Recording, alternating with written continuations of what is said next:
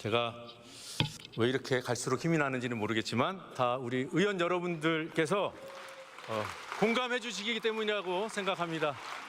그 기운을 듬뿍 느꼈습니다.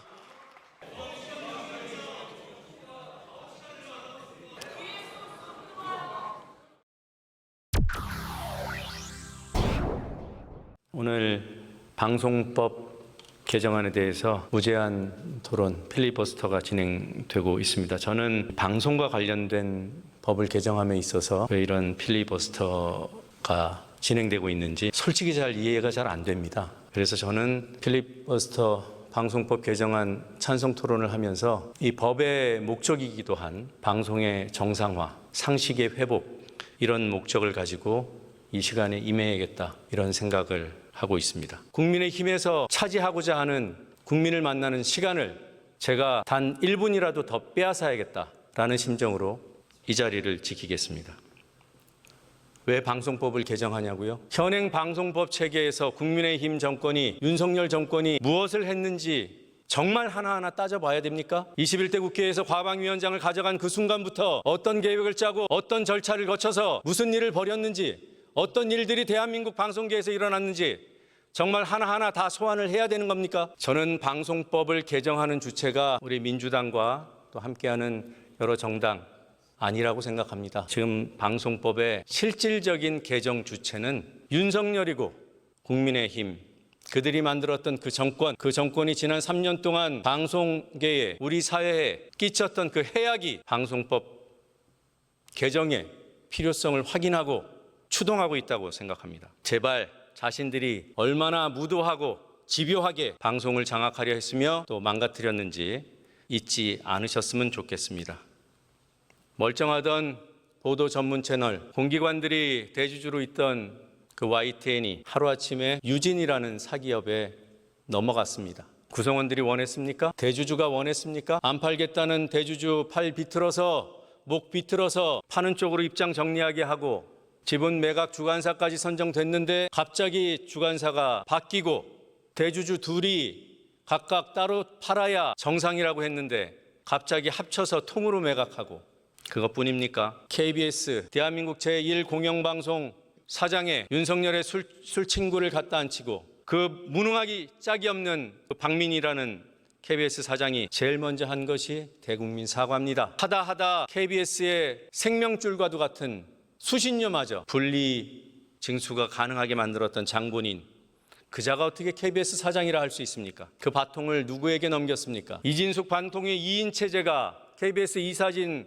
갈아치우고 그 결과로 세운 박민의 후임 사장이 누굽니까? 국민들은 그저 파우치박이라고 부릅니다. 김건희가 받아든 명품백을 명품백이라고 하지 못하고 조만한 파우치라고 했던 그자가 그 한마디 비굴한 충성으로 KBS 사장이라는 자리를 덜컥 받아 챙겼습니다. 아직도 그 자리에 앉아 있습니다. MBC도 집어삼키겠다고 이사장 내쫓고 이사들 갈아치우고 별의 별짓을 다 했죠. 어떻게 됐습니까?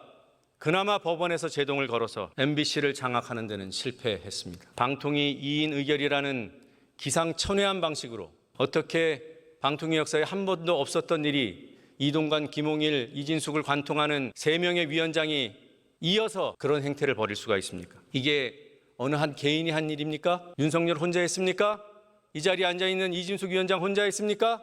거대한 세력이 함께했기 때문에 가능한 일이었습니다. 방통위의 2인 의결로 축출됐던 인사들, 방심위원장, 박문진 이사장, 박문진 이사들, KBS 사장, KBS 감사, 그나마 법원이 상식을 확인해서 일부는 자리로 돌아가고 일부는 명예라도 회복했습니다. 방통위와 함께 방송 장악에 앞장섰던 유희림의 방심이 어땠는지 여러분들 정말 기억이 안 나십니까? 국민의힘이 그토록 국회에서 방어에 맞지 않았던 유희림, 국민의힘이 입만 열면 편파방송, 불공정 보도의 대표 사례로 언급했던 김만배 녹취록 보도, 그런 방송사들의 윤석열 정권 견제보도, 비판보도 족족 때려잡았죠. 방심이 심의라는 이름으로 소송만 30건이 걸렸습니다. 30건 모두 유희림의 방심위가, 2인 의결의 방통위가 졌어요. 30전 30패, 이런 수치가 쌓여갈 때 그러더군요. 집행정지 처분일 뿐이라고. 본안 판결만 벌써 17건이 나왔습니다. 본안 판결 17전 17패 국가 세금으로 방송 때려잡겠다고 나선 성적표입니다. 그래서 민주당도 국민의힘도 정권이 바뀔 때마다 공영방송 사장 바꾸고 경영진 교체하고 방송 장악하려 한 일 있었지 않느냐, 이제는 좀 제발 그 고리를 끊자, 이런 말씀들을 하는데 정도의 차이는 커도 너무 컸습니다. 저는 윤석열 정권의 이 무지막지함은 유신 정권과 50에 못지 않다고 판단합니다. 그때보다 저항이 더 심했을 테니까 더 정교해지고 더 집요해지고 더 비열해졌습니다. 그런 정권이기 때문에, 이런데 전혀 문제의식이 없었던 집권 여당이었기 때문에 결국 그 수장인 윤석열이라는 자가 내란까지 일으키는 지경에 이르렀던 것 아니겠습니까? 그래서 지금 국민의힘이 방송법에 반대하는 이 모습, 국민들께는 내란을 떠올리게 합니다. 제가 왜 이렇게 갈수록 힘이 나는지는 모르겠지만 다 우리 의원 여러분들께서 공감해 주시기 때문이라고 생각합니다. 그 기운을 듬뿍 느꼈습니다.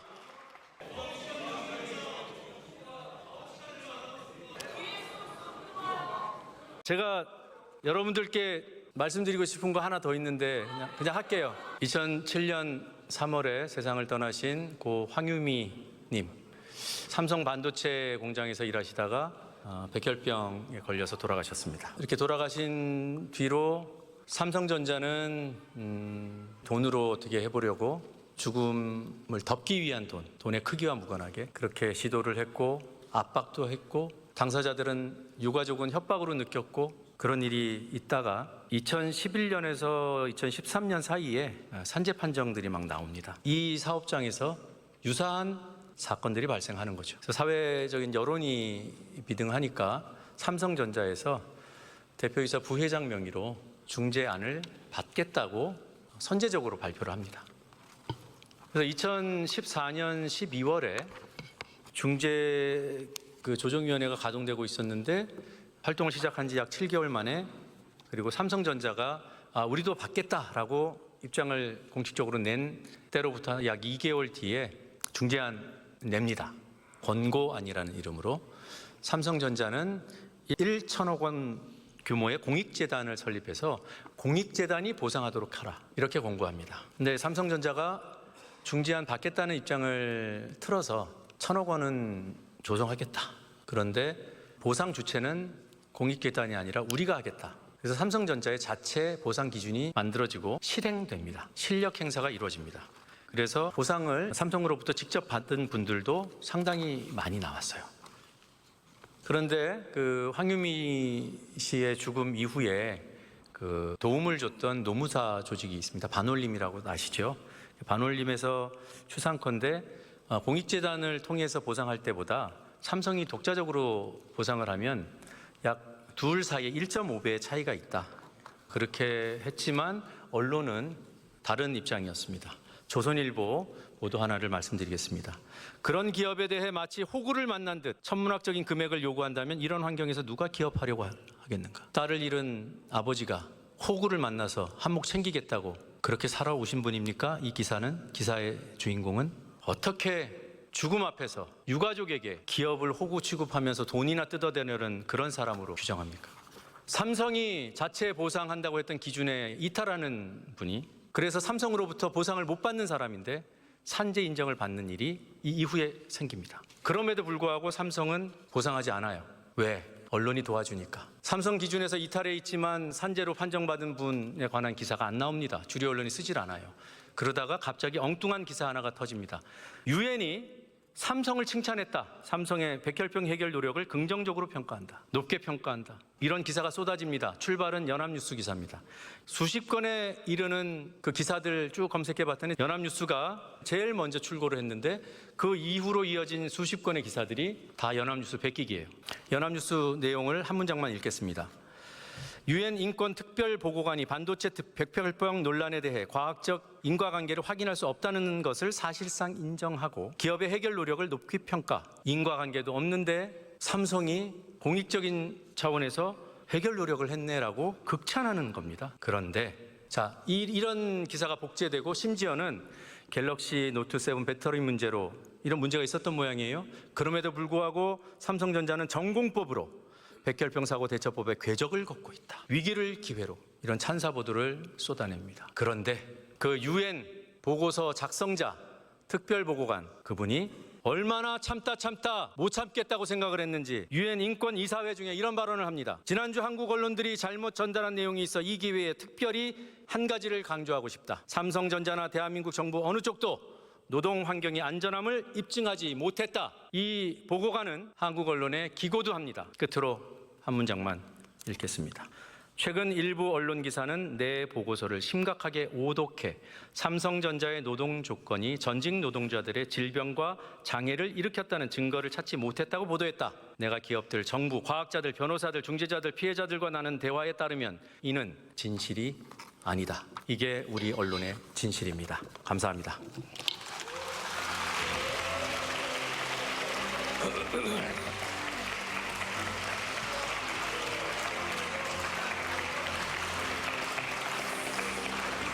노정면 의원 수고하셨습니다.